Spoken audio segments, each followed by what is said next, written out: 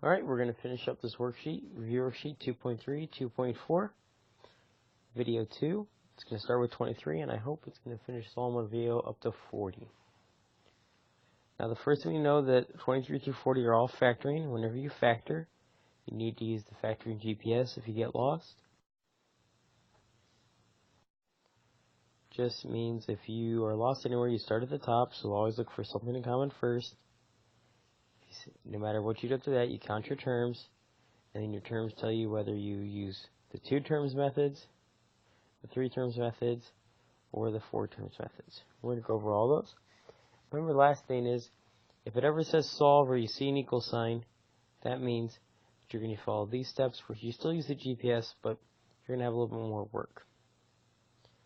Remember, the other thing you might want is that if this is for like stuff with 2 terms, so if you have 2 terms, you're going to be looking for either perfect squares or perfect cubes, and these are the formulas. You're going to make the left side, you're going to have the left side, you're going to turn it into the right side, the parentheses sides. Okay, moving on to 23. So right away, I see that they have there's nothing in common. They have 2 terms, and they're cubes. Right, because our list of cubes are 1 cubed is 1, 2 cubed is 8, 3 cubed is 27, 4 cubed is 64, 5 cubed is 125, 6 cubed is 216, 7 cubed is 343, 8 cubed is 112, 9 cubed is 729, and 10 cubed is 1000. So I see that 64 is on my list. 64 is also a perfect square, so the main reason I know it's a perfect cube is that 3 right there. So I want to use the formula a cubed plus b cubed, so I need to write 64 as a cube. So I turn it into y cubed plus 4 cubed. Now I can say that a is y and b is 4, and I just plug it into my formula. So I say y plus 4, y squared, minus, I multiply them together, 4y, and I square b to get 16. And that's my final answer. Alright, 24, we have x cubed plus 512. Once again, I know there's 2 terms. And I know once again I'm going to be looking for cubes. And then I go back to my last page and I see that 8 cubed is 512. So I replace 512 with 8 cubed. And then I just plug it in. A plus b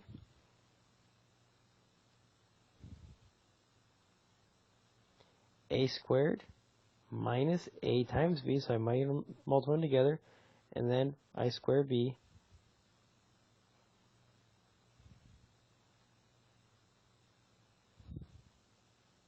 to get 64. What we found is that resulting quadratic is always unfactorable, so you're done with that. Moving on.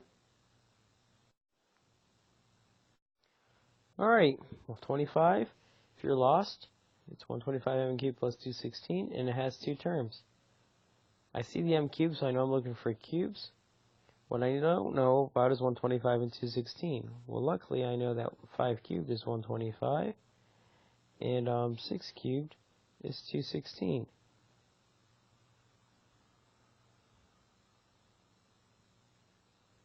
So then I write these as 5 cubed, m cubed, plus 6 cubed. Now remember, I only want one little 3. There's too many little 3's over here, so I'm going to change that, because they both have the same exponent, to 1 thing cubed. Because now I have my a and my b, where my a is 5m, and my b is 6. So I'm going to rewrite this as 5m plus 3, and I square 5m. I'm going to come back to that. I multiply them together, so I have 5m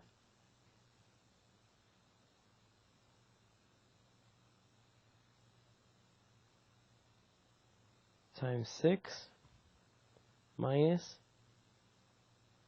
6 squared. So my final answer becomes 5m plus 3. Remember, I square both of these, so it becomes 25m squared. I multiply these together, 5 and 6 is 30. And then 6 squared, so it's minus 36.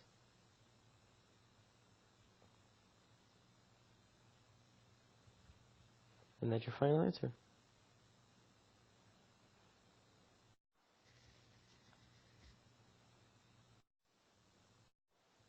Alrighty, 8c cubed plus 343. Same exact thing.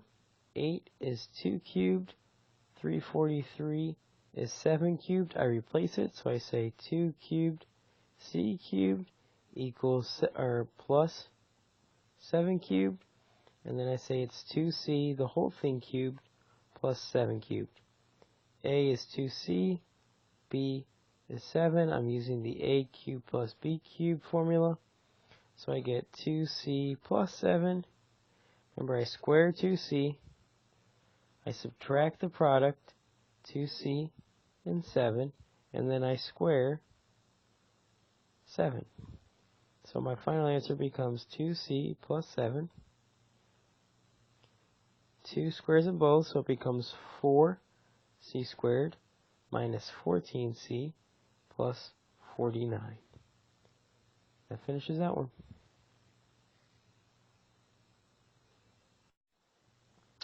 Alright, 27 is a little bit more difficult because although I have two terms, I do not have perfect cubes.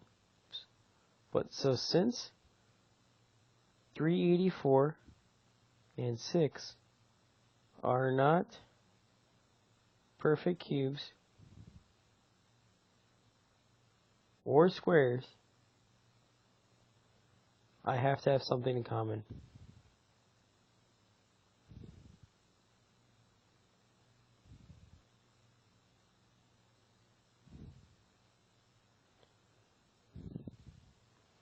So I find out that 6 goes into both of them and turns into 64w cubed minus 1. Now I have my perfect cubes. Perfect cube, perfect cube. So this becomes 6 times, instead of 64, remember it's 4. W cubed is w, all to the third power. So there's my a, there's my b. I use the a cubed minus b cubed formula. So I have 4w minus 1. I square 4w. I multiply them together.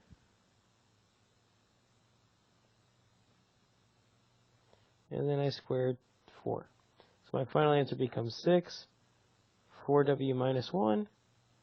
16w squared plus 4w plus 16. And that's it for 27. Alright, once again, 28, I have two terms. I hope there's something in common, and there is. So I have to take something in common first, because I have something to the third power, but 320 and negative 5 aren't perfect squares. So since I know all my formulas, a cubed plus b cubed, have a positive a, I take the negative and the 5 out, which makes a z cubed minus 64. And now it just becomes a very easy problem, kind of like 23. So I write it as negative 5 z cubed minus 4 cubed. There's my a, there's my b. So negative 5 z minus 4 z squared minus or plus 4z plus 16. And I'm done. Alright, moving on to 29. Alright, before we go to 29, we got to talk about factor by grouping. Remember, factor by grouping, you have to have 4 terms. And the first thing you have to do is you have to pick 2 to factor. And the second thing you have to do is you have to make matching parentheses. If you don't make those parentheses match, there's no way you can go any further, because once you get those matching parentheses, you write those matching parentheses only one time, and then you multiply by the leftovers, so your answer should look something like this. And a lot of times you have to double check and make sure you can't continue to factor using perfect squares or perfect cubes. Alright, with 29, once again, there are 4 terms. So I pick 2 to start. I look at those 2 and I see they have a y squared in common. That leaves me with y minus 7.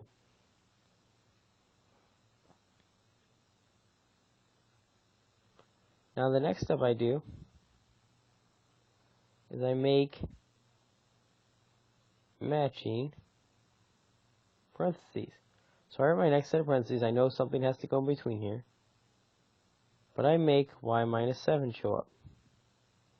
And then I compare. I compare this 4y to this y, and notice there's a plus 4 difference. Because the only way to get 4y is 4 times y. So I always double check. And then 4 times negative 7 is negative 28. As long as both those are true, I have matching parentheses in a true statement. Then I get to write those parentheses once. I cross them out, and y squared and 4 are the leftovers. And since y minus 7 has no perfect squares or cubes, it can't be factored. And y squared plus 4 has perfect squares but a plus sign, it can't be factored any further. That's my final answer for 29. Moving on. Alright, 30. Same exact process. I pick 2. 3m cubed minus m squared. I have an m squared in common. I'm left with 3m minus 1. Because if I double check that, it's both true statements. Now I make, this is the hardest part, is I just choose this again. I say, I'm going to make 3 minus 1 show up there. And I have to pick a number that goes here, that I multiply by 3m, that's going to give me 9m. So what times 3 is going to give me 9?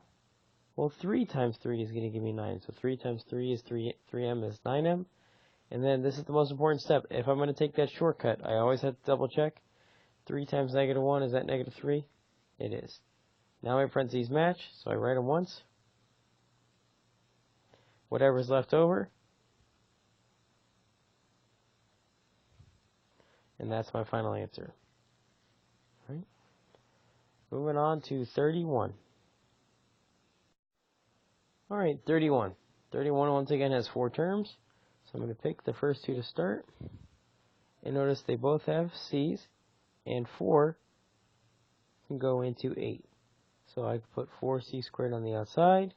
I'm left with c plus 2 on the inside. Next step is I make my matching parentheses. I choose whatever I have here, I write there.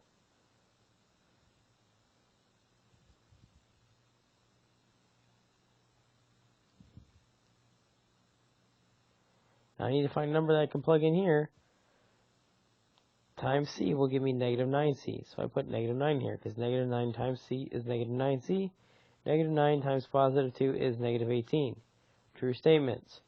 So I have c plus 2. Cross that off, and the leftovers are 4c squared and minus 9. Now, I notice that inside the parentheses I still have 2 terms that are perfect squares. They also have a subtraction sign. So I know that's 2c and 2c. That's 3 and 3. So my final answer is actually c plus 2, 2c plus 3, 2c minus 3.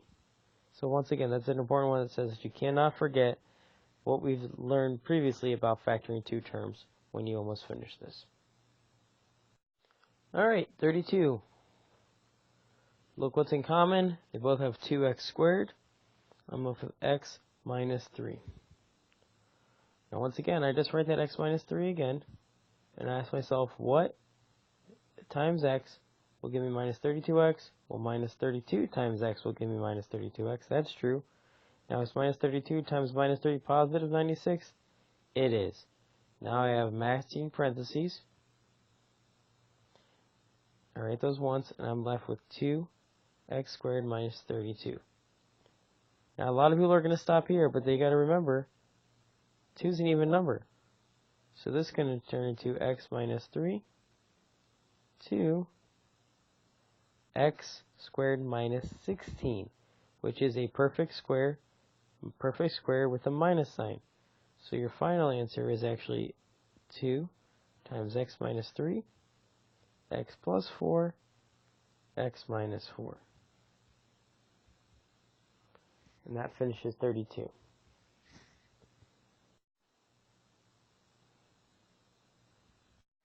So quadratic form is just a really fancy way to say if you have an even exponents to start,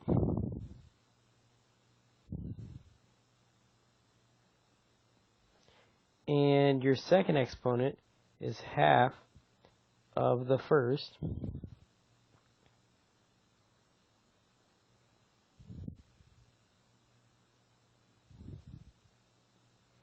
and there's only two variables, then you treat it just like you did last year. You factor the first, factor the last term, and then check with FOIL. Alright? The only other option is you could have a difference of perfect squares still. So we're going to move on to 33. Alright, 33. 33 technically is a quadratic form, but I never look at it like that. I just say, look, there's two terms. 100 is a perfect square. So I know 100 can be written as 10 and 10. So I just ask myself, is there a way to break down x to the 6th than just a perfect square? What about x cubed and x cubed?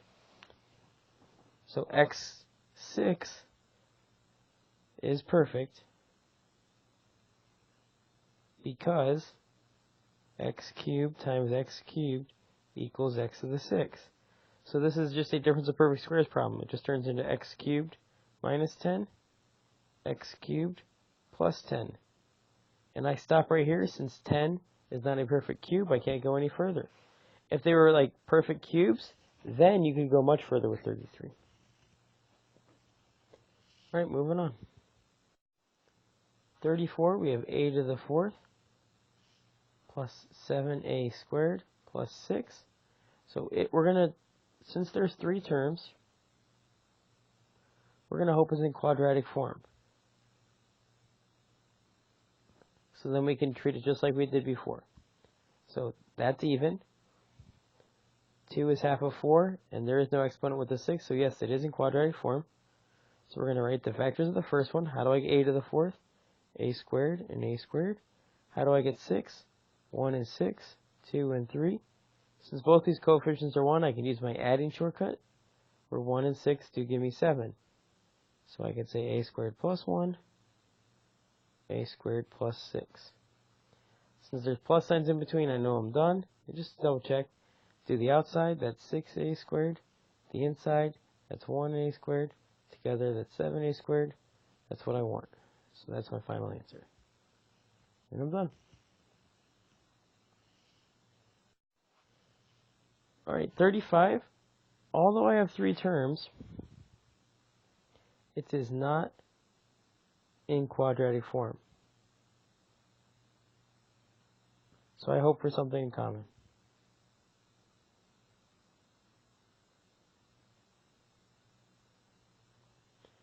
I notice they all have an x, and then 3 goes into everything. 3 goes into 15, 72, and 108. So I put 3x on the outside, then I'm left with 5x to the 4th minus 24x squared minus 36. Now, I say, how do I get 5? Now it is in quadratic form, because that's even. That's half of that, and that doesn't have a variable. So how do I get 5x to the 4th? Well, how about 5x squared and x squared? How do I get 36? 6 and 6, 4 and 9,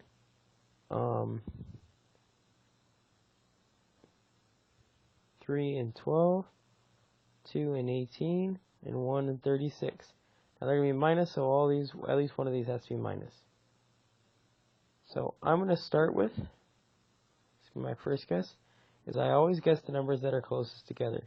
So I guess 5x squared minus 6, x squared plus 6. I check it using FOIL. 5x squared and 6 is 30x squared minus 6x squared. It's positive 24x squared. But I want a negative. So what I need to do is I need to change both these signs.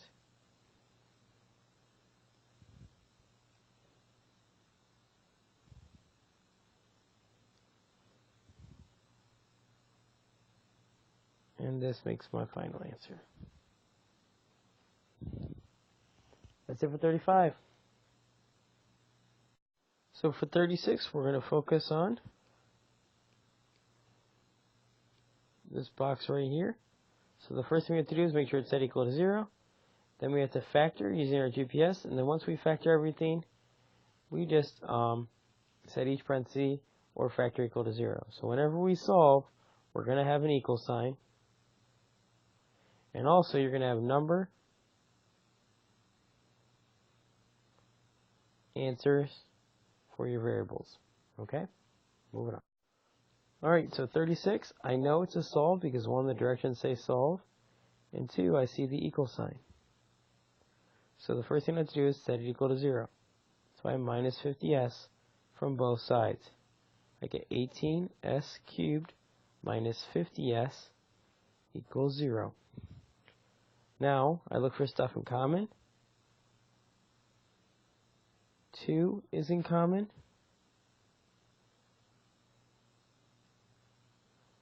And so is s. So I take out 2s on the outside, left 9s minus 25. Now I have two terms. So I say 2s, 3s minus 5, 3s plus 5. And then the last thing I have to do is solve.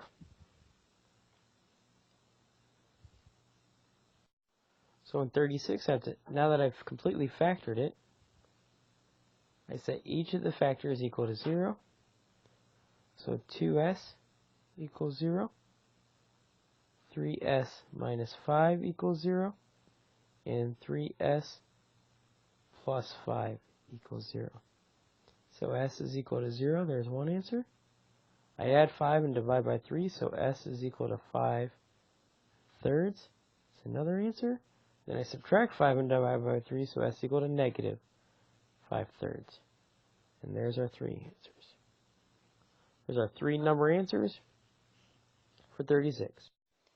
Alright, 37, we have m cubed plus 6m squared minus 4m minus 24. It should have been equal to 0. It's kind of impossible to solve unless I've set it, give you an equal sign. So there's four terms. Step one's already done, set equal to 0. So now I got to look for something in common. There isn't, so I factor by grouping. They both have two m's in common, so I put m squared here. Then I'm left with m plus 6. Now once again, I just write m plus 6 again.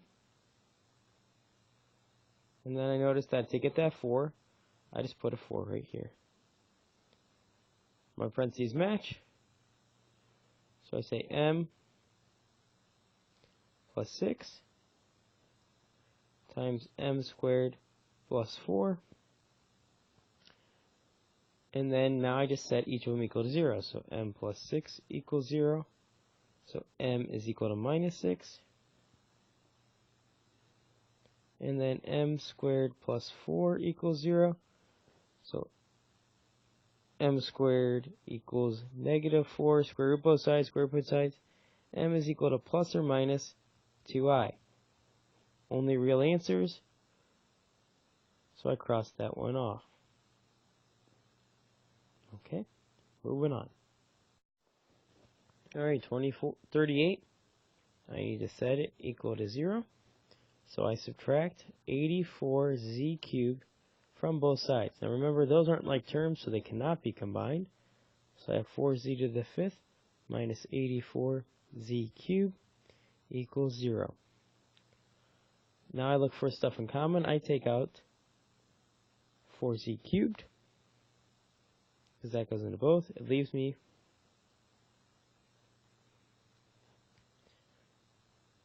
with z squared minus 21.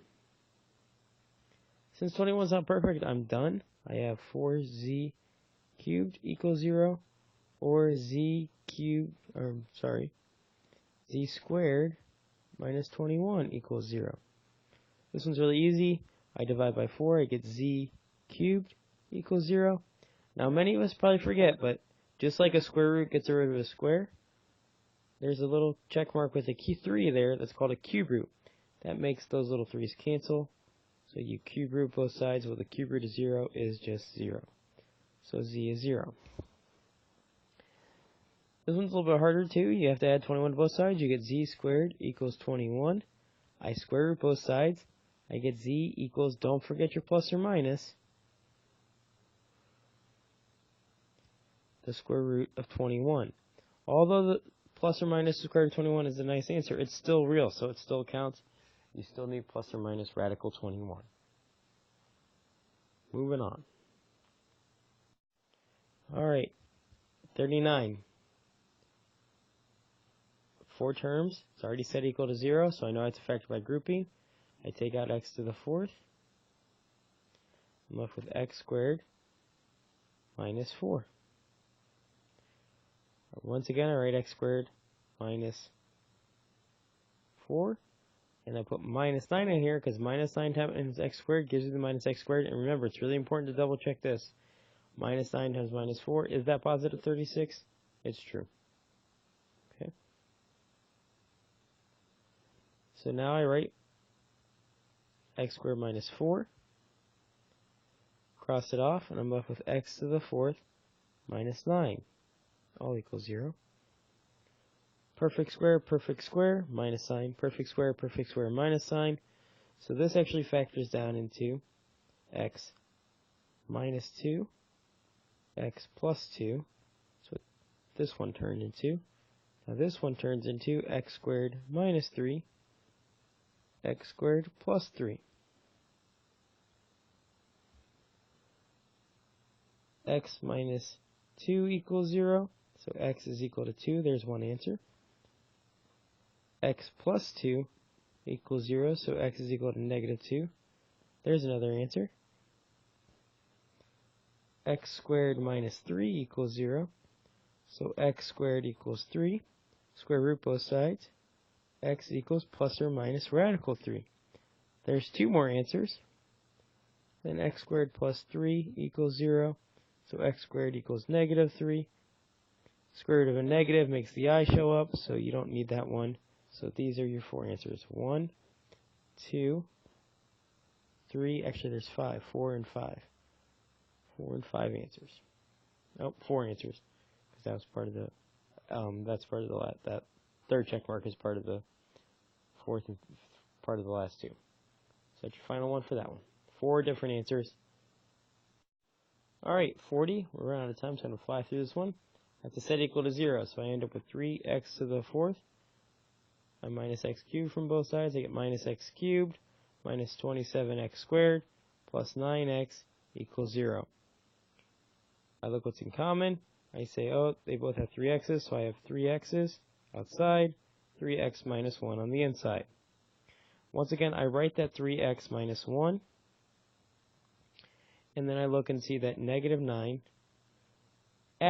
is the only way for me to take negative 9x times 3x to get negative 27x squared. I double check it, it works. Therefore, I have x cubed, or 3x minus 1, times x cubed minus 9x, all equal to 0. These have an x in common, so your final answer is x, 3x minus 1, x squared minus 9. Perfect square, perfect square. So we're going to go to a new slide. So I get x is equal to 0, 3x minus 1 equals 0, which means x is equal to 1/3, and x squared minus 9, which I could have factored in x minus 3x plus 3, equals 0, so x is equal to 9, x squared equals 9, so x equals plus or minus